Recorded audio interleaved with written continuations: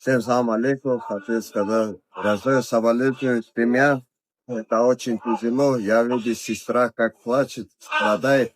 Я не знаю, что сказать. Просто я вам говорю, от души я соболезную вам. Лучше уже остановить это между нацией. Разница нету, черный, белый, красный, желтый. Главное, что все друг друга уважали и жили. Очень, очень, очень жаль, что так стал. Я просто соболезную. Только тоже скажу. Всех приветствую, всем салам алейкум. Также присоединяюсь к сказанному.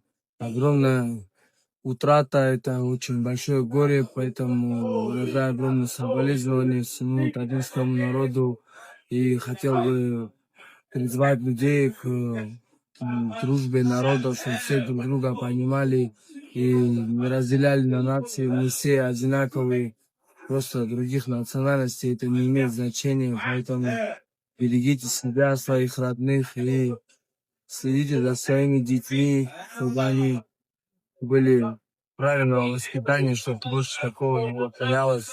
Все в наших руках, в руках наших родителей. همه پارسان امیدوارم که این کار تکرار نشه. به خانواده مرحوم تسلیت میگم. امیدوارم که بچه شما رو خدا رحمت کنه و به بهشت عطا کنه. امیدوارم که مادرش هر چیز زودتر حالش خوب بشه و هر کمکی که لازم باشه ما برایشون انجام بدیم. لطف کردین، محبت کردین. خدا رحمت.